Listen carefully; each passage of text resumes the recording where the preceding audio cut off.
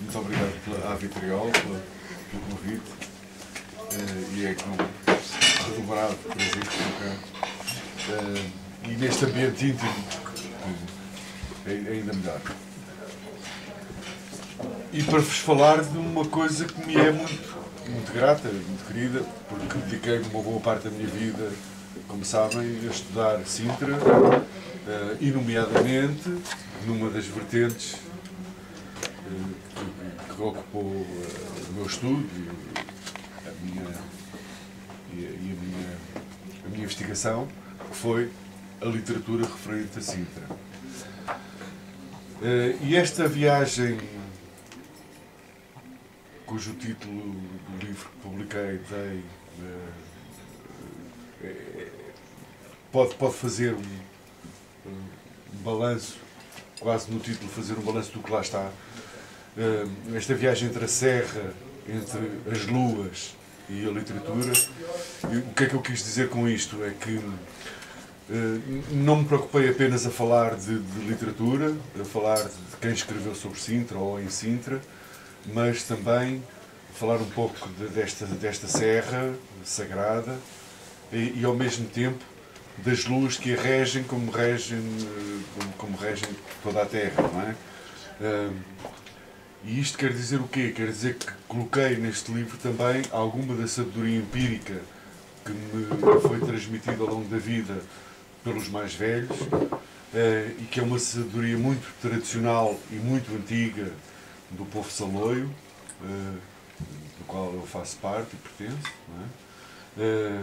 E que não se aprende em qualquer universidade, portanto, só na Universidade da Vida e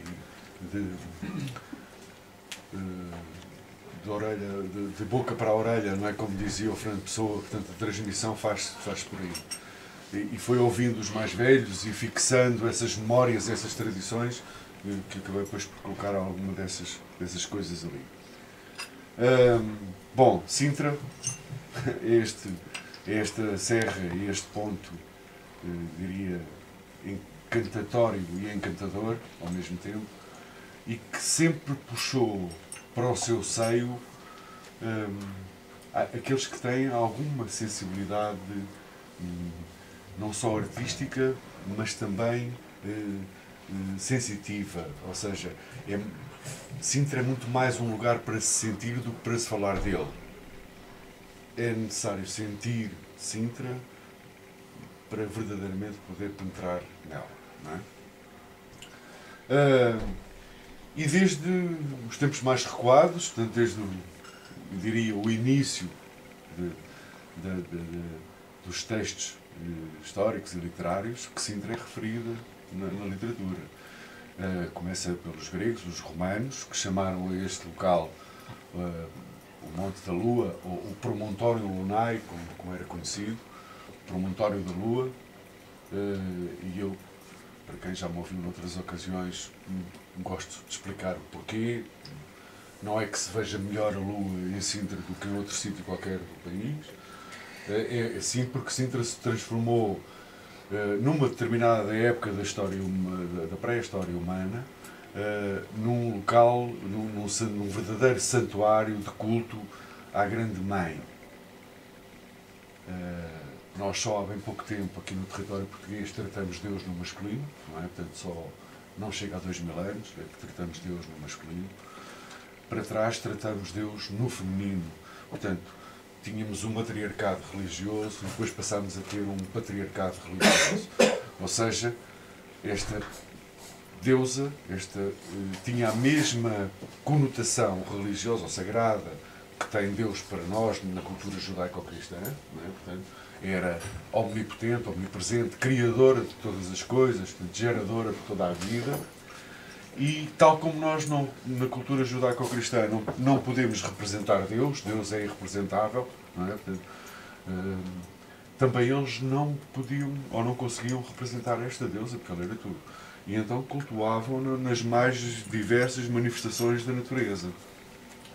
Nos promontórios, nos montes sagrados, nas nascentes e nas correntes de água, nas tempestades, na morte, Mas esta deusa, existia uma coisa na natureza que verdadeiramente simbolizava toda a parte mais sincrética desta religião ou deste culto à Grande Mãe, e que era a Lua. E eles passaram a ter uma espécie de culto mais visível, mais representativo neste culto da deusa lunar tríplice. Ou seja, ou deusa lunar tripla, se quiserem. Isto porquê? Porque para os homens primordiais, e reparem que eu não os chamo pré-históricos ou primitivos, chamo-os primordiais. Às vezes primitivos somos nós, com esta tecnologia toda. A Lua tinha apenas 3 faces.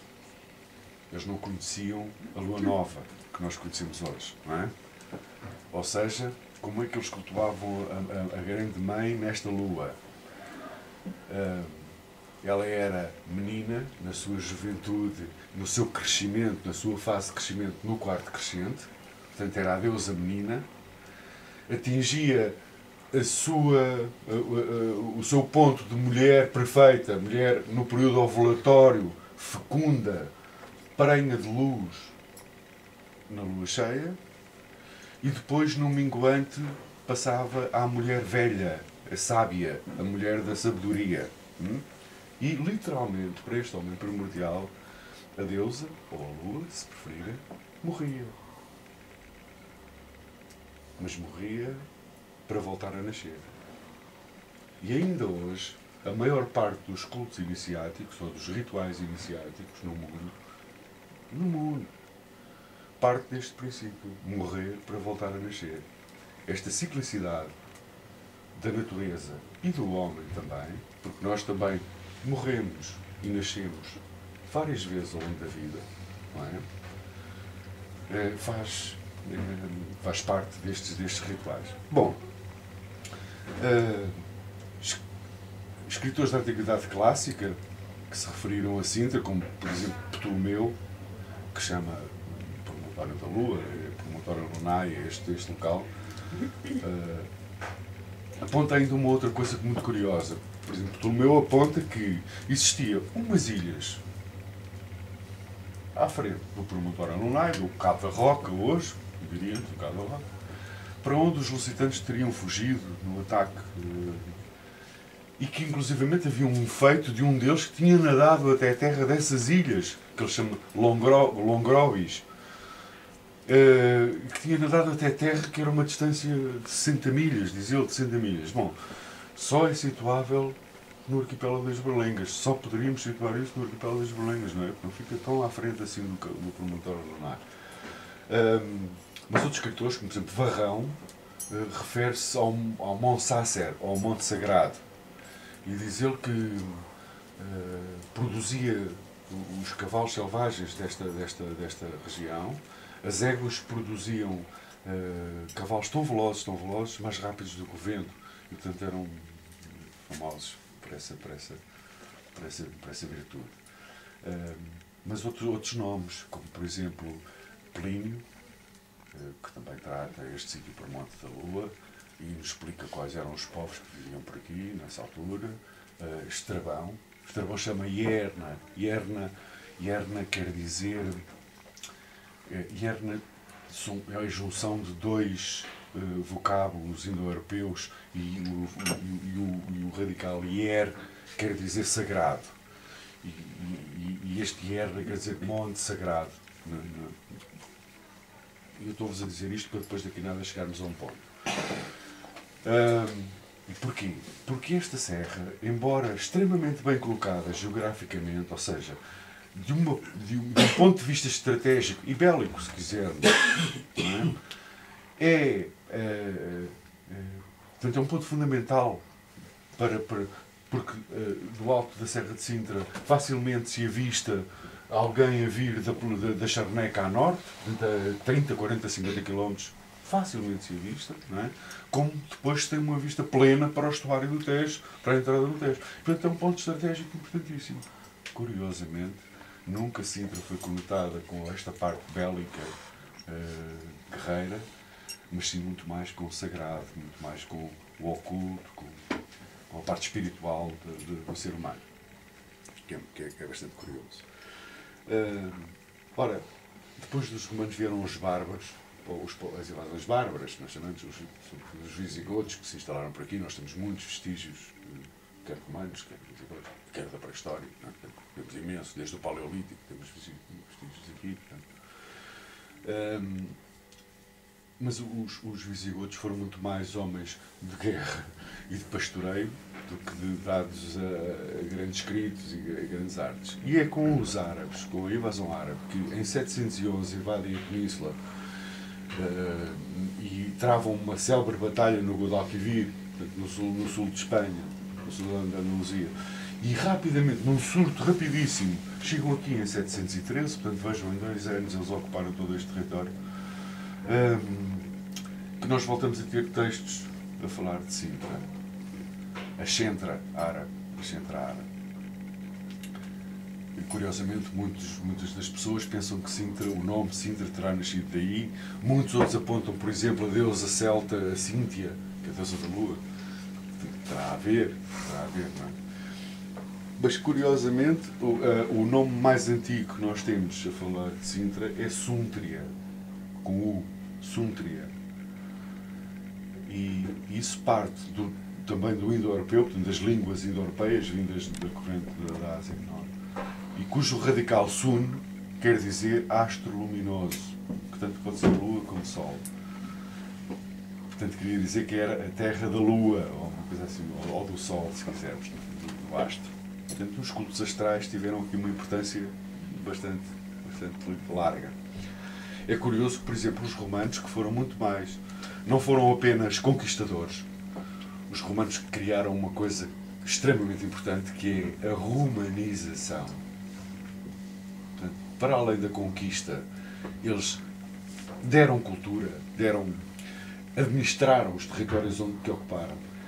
E, de algum modo, e por isso falamos português e não uma outra língua qualquer, não é? Portanto, falamos português, falamos uma língua latina por causa deles. Mas não foi só isso. Eles tiveram a perspicácia de perceber que os povos que ali habitavam tinham determinados deuses, determinadas crenças, determinados cultos. E eles, cujo panteão de deuses era tão alargado, facilmente colocavam os seus deuses ao serviço das religiões locais, porque eram adaptáveis. Por exemplo, em Sintra aconteceu uma coisa muito interessante. Não existe, já, infelizmente, fruto de impérios, do tempo, da erosão, mas no sítio onde nós moramos, na Praia das Maçãs, não sei se conhecem a Praia das Maçãs, existe o Rio das Maçãs, que se agua nessa praia, ela chama-se assim por causa do rio.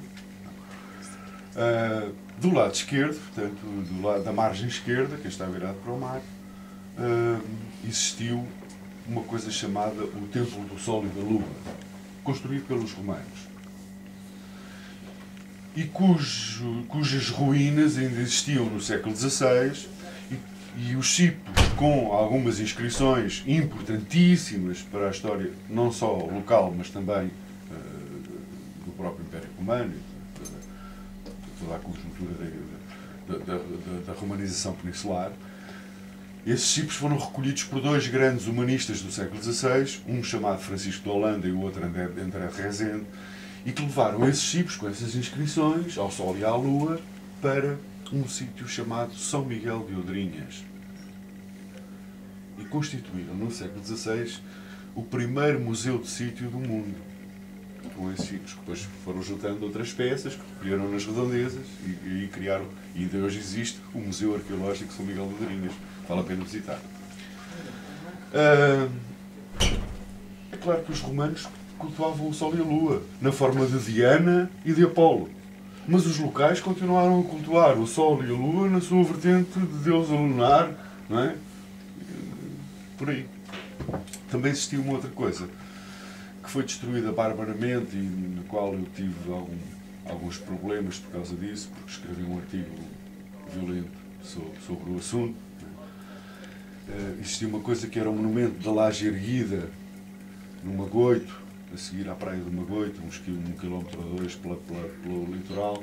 Existia uma grande laje A laje erguida, uma laje enorme, virada para o mar, virada ao ocidente, virada